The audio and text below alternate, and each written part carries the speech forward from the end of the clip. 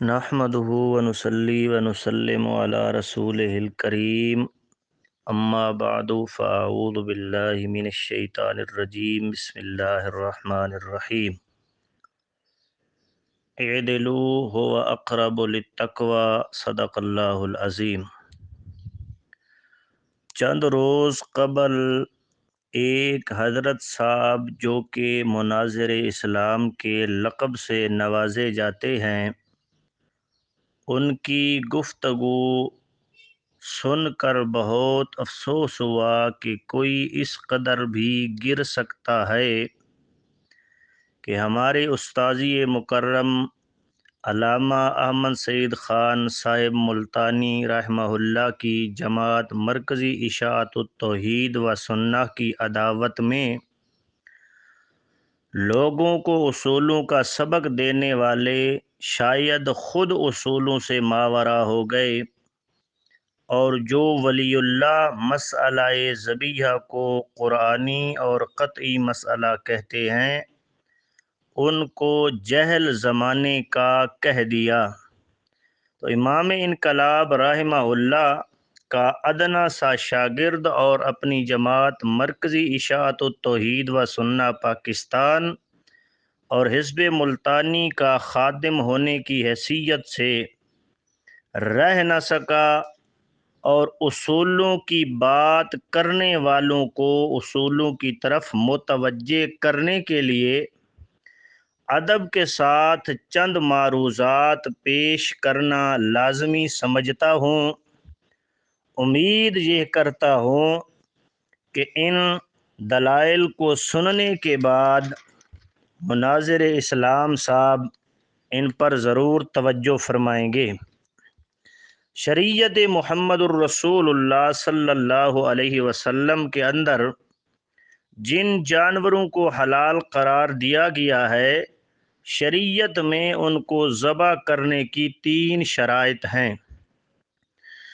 Number 1، ذبح کرتے وقت اللہ کا نام لیا جائے۔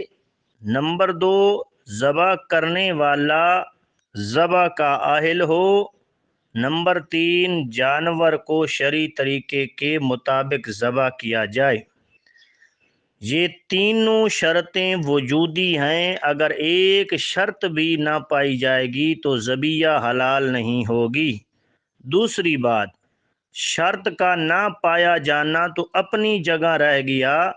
نبی اکرم صلی اللہ علیہ وسلم نے فرمایا، اگر تمہیں ذبیحہ میں شک پڑ گیا ہو تو بھی ذبح حلال نہ ہوگی۔ اب ہم نے دیکھنا یہ ہے کہ یہ مسئلہ ذبیحہ شریعت میں اس کی کیا اہمیت ہے۔ تو قرآن مقدس میں ذبیحہ کو دوسری عبادات کی طرح عبادت قرار دیا گیا ہے۔ پہلی دلیل، فَصَلِّ لِرَبِّكَ وَانْحَرْ، اپنے رب کے لیے نماز پڑھیے اور ذبح کیجیے۔ دوسری دلیل، ان صلاتی و نسکی و محیای و مماتی للہ رب العالمین۔ اللہ کریم نے فرمایا، میرے محبوب پیغمبر فرما دیجئے، بے شک میری نماز، میری قربانی، میری زندگی اور میری موت اللہ ہی کے لیے ہے۔ اب یہاں لمحہ فکریہ ہے نص قطعی مانگنے والوں کے لیے۔ اب ان دونوں آیات سے معلوم ہوا کہ جس طرح نماز عبادت ہے، اسی طرح ذبیحہ بھی عبادت ہے۔ اگر نماز شرک کی وجہ سے مشرک کی قابل قبول نہیں ہے تو ذبیحہ بھی شرک کی وجہ سے مشرک کی قابل قبول نہیں ہوگی۔ دوسری چیز، آج کہتے ہیں کہ مسئلہ ذبیحہ پر دلیل قطعی لائیے، تو سنو، اپنے آپ کو محقق اور مناظر سمجھنے والو، قرآن مقدس میں ایک مسئلہ بیان ہوا ہے، اقیموا الصلاۃ وآتوا الزکوٰۃ وارکعوا مع الراکعین، نماز قائم رکھو، زکوٰۃ ادا کرو اور رکوع کرنے والوں کے ساتھ رکوع کرو۔ اس آیت مقدسہ میں وارکعوا مع الراکعین کا حکم عام ہے کہ رکوع کرنے والوں کے ساتھ رکوع کرو۔ اب جب ہم کہتے ہیں کہ مشرک کے پیچھے نماز نہیں ہوتی، تو قرآن پاک یا حدیث رسول اللہ میں تو یہ کہیں بھی نہیں لکھا ہوا کہ مشرک کے پیچھے نماز نہیں ہوتی۔ اب دلیل طلب کرنے والوں کے لیے لمحہ فکریہ ہے۔ اب جب کوئی سائل سوال کرتا ہے تو اس کا جواب یہ دیا جاتا ہے، نماز چونکہ عبادت ہے اور مشرک کی کوئی عبادت قابل قبول نہیں ہے، لہٰذا مشرک کے پیچھے نماز نہیں ہوتی۔ مشرک کے پیچھے نماز جائز نہ ہونے کی دلیل کہ نماز عبادت ہے، لہٰذا مشرک کی عبادت قابل قبول نہیں ہے۔ لیکن مشرک کے ہاتھ کا ذبح کیا ہوا کھا لینا یہ کہاں کی امانت دیانت ہے؟ اللہ کے بندے، ایک عبادت کو عبادت سمجھا جائے اور دوسری عبادت کو عبادت نہ سمجھا جائے تو یہ سراسر کفر ہے۔ اگلی بات، شریعت محمد الرسول اللہ کے اندر مسئلہ ذبیحہ کا تعلق ان مسائل و احکامات میں سے ہے جو شعائر اسلام کا درجہ رکھتے ہیں۔ شعائر اسلام شریعت میں ان احکامات و مسائل کو کہا جاتا ہے جن کے ذریعے اسلام اور کفر میں تفریق ظاہر ہوتی ہے۔ ہمارے پیارے نبی صلی اللہ علیہ وسلم نے مسئلہ ذبیحہ کو خود شعائر اسلام سے ذکر فرمایا ہے۔ سید الانبیاء صلی اللہ علیہ وسلم نے فرمایا، امرت ان اقاتل الناس حتی یقولوا لا الہ الا اللہ، مجھے حکم دیا گیا ہے کہ میں جہاد قتال اور لڑائی کرتا رہوں لوگوں سے جب تک وہ توحید کے قائل نہیں ہو جاتے۔ جب لا الہ الا اللہ کے قائل ہو جائیں گے تو اس کے بعد حکم صلوا صلاتنا واستقبلوا قبلتنا وذبحوا ذبیحتنا، لا الہ الا اللہ پڑھنے کے بعد نماز ہم جیسی ادا کریں اور ہمارے قبلہ کی تعظیم کریں اور ذبیحہ بھی اس طریقے سے کریں جس طرح ہم ذبح کرتے ہیں۔ اب جب یہ کام کریں گے تو پھر اللہ کے نبی نے فرمایا، حرمت علینا دماؤہم و اموالہم الا بحقہا۔ اب واضح ہو گیا اور صاف معلوم ہوا کہ نبی اکرم صلی اللہ علیہ وسلم نے نماز و قبلہ کے ساتھ ذبیحہ کا ذکر فرمایا۔ جس طرح نماز شعائر اسلام سے ہے، قبلہ شعائر اسلام سے ہے، ایسے ذبیحہ بھی شعائر اسلام سے ہے۔ اب خود سوچ لینا، شاعر اسلام کی تعظیم نہ کرنا، شاعر اسلام کا مذاق اڑانا، یہ کس زمرہ میں آئے گا؟ شاعر اسلام تو شریعت میں ان احکامات کو کہا جاتا ہے جن کے ذریعے اسلام اور کفر میں تفریق ظاہر ہوتی ہے۔ تو حضرت صاحب ذرا توجہ کرنا، یہ اللہ کے محبوب نبی صلی اللہ علیہ وسلم نے اس کو شعائر اسلام میں ذکر فرمایا ہے۔ اگلی بات، ذبح کی شرائط میں سے ہے بسم اللہ پڑھ کر ذبح کرنا۔ فَكُلُوا مِمَّا ذُكِرَ اسْمُ اللَّهِ عَلَيْهِ إِن كُنتُم بِآيَاتِهِ مُؤْمِنِينَ۔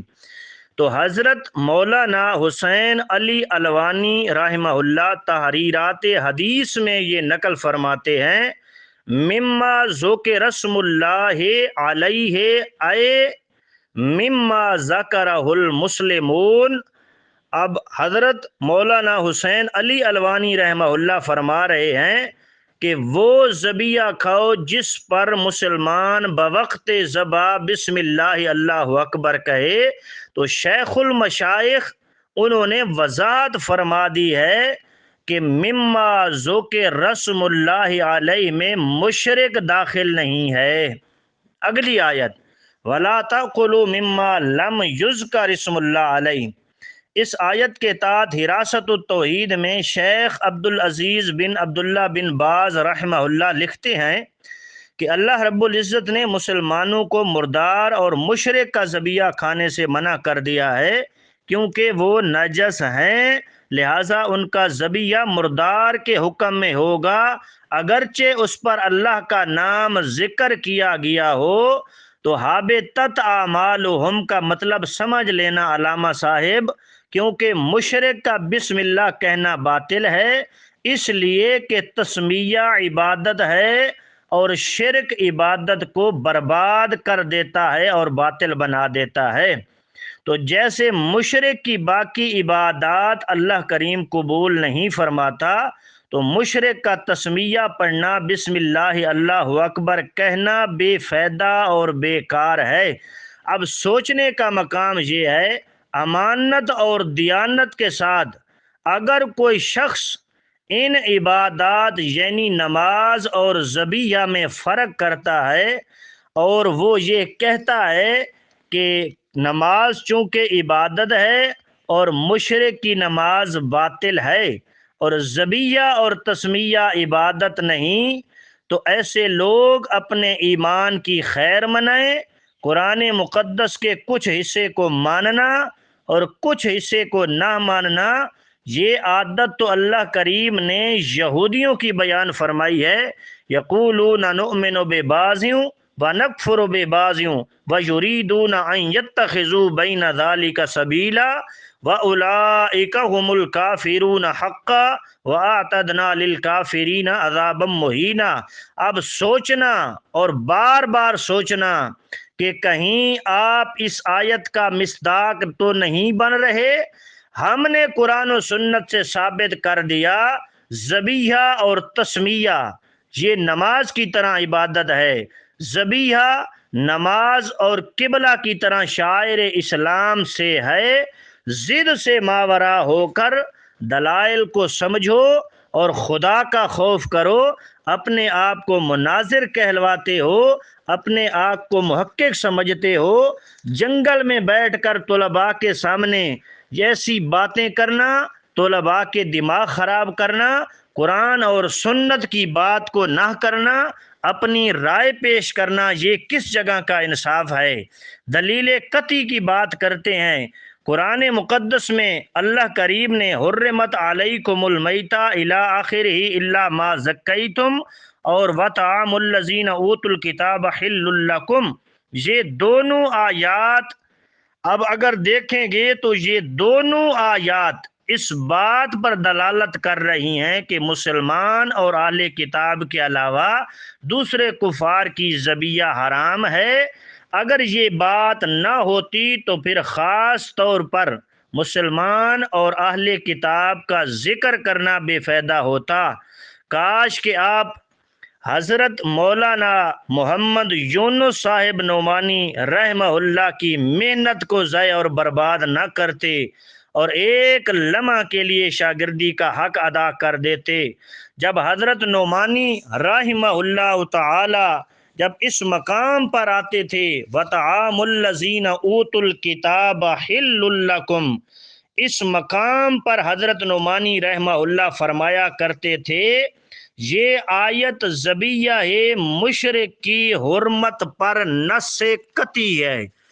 اور حضرت نعمانی رحمہ اللہ فرمایا کرتے تھے مسئلہ نکاح اور مسئلہ ذبیحہ ان کا تعلق اہل کتاب کے ساتھ ہے۔ مشرکہ عورت سے نکاح حرام ہے، اسی طرح مشرک کی ذبیحہ حرام ہے۔ دونوں چیزوں کا ذکر قرآن مقدس میں موجود ہے۔ حرمت نکاح لا تنکحوا المشرکات میں موجود ہے اور حرمت ذبیحہ وطعام الذین اوتوا الکتاب حل لکم میں مذکور ہے۔ اگر ہر کافر کی ذبیحہ حلال ہوتی تو الذین اوتوا الکتاب قید لگانے کی ضرورت نہ ہوتی۔ یہ قید لگا کر بتایا گیا کہ الذین اوتوا الکتاب کے علاوہ جتنے کافر ہیں ان کی ذبیحہ حرام ہے۔ اور حضرت نعمانی رحمہ اللہ فرمایا کرتے تھے اب اگر کوئی آدمی یہ کہے کہ یہ مسئلہ قرآن میں موجود نہیں ہے تو یہ غلط ہے، بلکہ یہ مسئلہ قرآن میں موجود ہے۔ بات یہ نکلی کہ مسلمان اور اہل کتاب کا ذبیحہ حلال اور باقی سب کافر مشرک کا حرام ہے۔ تو کاش حضرت نعمانی رحمہ اللہ ان کی ہی ادب و احترام میں کچھ سوچ لیتے اور اس ضد اور اناد میں آ کر یہ جاہل زمانے کا کہنے سے گریز کرتے۔ اور اسی طرح امام ابو بکر جساس رحمہ اللہ تعالی احکام القرآن میں ولا تأکلوا مما لم یذکر اسم اللہ وانہ لفسق اس آیت کے تحت فرماتے ہیں وقد نص اللہ تعالی علی تحریم ذبائح المشرکین فی غیر هذه الآیہ وهو قوله تعالی وما ذبح علی النصب۔ حضرت امام ابو بکر جساس رحمہ اللہ نے وضاحت کے ساتھ فرما دیا کہ اللہ تاکلوا ولا تاکلوا مما لم یذکر اسم اللہ، یہ نص قطعی ہے مشرک کی ذبیحہ کی حرمت پر، تو معلوم ہوا کہ یہ قطعی اور قرآنی مسئلہ ہے۔ تو اللہ کا نام منو، خدا کا خوف کرو، لوگوں کو اصولوں کی باتیں کرتے ہو، اپنے اصولوں پر قائم رہو، اور اتأمرون الناس بالبر وتنسون انفسکم کا مصداق نہ بنو۔ اور یہ بات بھی مت بھولنا کہ علامہ ملتانی رحمہ اللہ کی جماعت لاوارثوں کی جماعت ہے۔ ہم اپنا موقف بیان کرنا بھی جانتے ہیں اور اپنی جماعت کا دفاع کرنا بھی خوب جانتے ہیں۔ باقی رہ گئی آپ کی بات، آپ کے قول اور فعل میں تضاد ہے، صبح کچھ اور شام کو کچھ۔ باقی تمہارے ہاں دستور اور منشور کی کیا وقت ہے، وہ کسی سے چھپی ڈھکی بات نہیں ہے۔ اس لیے علامہ ملتانی رحمہ اللہ کے وفادار شاگرد ہر میدان میں اپنی جماعت مرکزی اشاعت التوحید و سنہ کا دفاع کرنا جانتے ہیں۔ آپ نے غلط سیڑھی پر قدم رکھ دیا ہے، اس لیے بہتر یہ ہے کہ ہمیں مزید نہ چھیڑا جائے، وگرنہ آپ کا تماشا پوری دنیا دیکھے گی۔ اب ذرا غیرت سے کام لینا، تسمیہ اور ذبیحہ کو عبادت سے خارج کر دینا، اور اسی طرح ذبیحہ کو شعائر اسلام سے خارج کر دینا، اور جو جاہل زمانے کا فتویٰ لگایا، ذرا حضرت نعمانی صاحب رحمہ اللہ کا نام لے کر فتویٰ لگا دینا، حضرت امام ابو بکر جساس حنفی رازی رحمہ اللہ کا نام لے کر فتویٰ لگا لینا، تو پتہ چل جائے گا کہ تم اپنی رائے سے آگے کسی کی رائے کو مقدم نہیں سمجھتے۔ تو محقق الاثر ذرا غیرت ایمانی سے کام لیں، اور پہلے لوگ جنہوں نے ہمیں قرآن اور سنت کے ساتھ سمجھایا ہے کہ یہ مسئلہ قطعی ہے، یہ مسئلہ قرآنی ہے، خدا را عوام کو الجھن میں نہ ڈالیں۔ اور یہ بات تو میں نے صرف آپ کو چند لفظوں میں جواب دیا ہے۔ آپ نے کہا ہے کہ میں 1,00,000 روپیہ انعام دوں گا، تو حضرت صاحب اگر آپ کی خواہش ہے تو علامہ ملتانی رحمہ اللہ کے شاگرد آپ کا یہ چیلنج قبول کرتے ہیں، میدان اور جگہ مقرر کریں، انشاءاللہ پھلے پھلے اور مائیاں مائیاں ہو جائیں گی۔ اس لیے میں آپ کو آخری بار پھر یہ کہہ رہا ہوں کہ بہتر یہ ہے کہ عوام کو خراب نہ کیا جائے، ورنہ یہ تماشا پھر پوری دنیا دیکھے گی۔ وآخر دعوانا ان الحمد للہ رب العالمین۔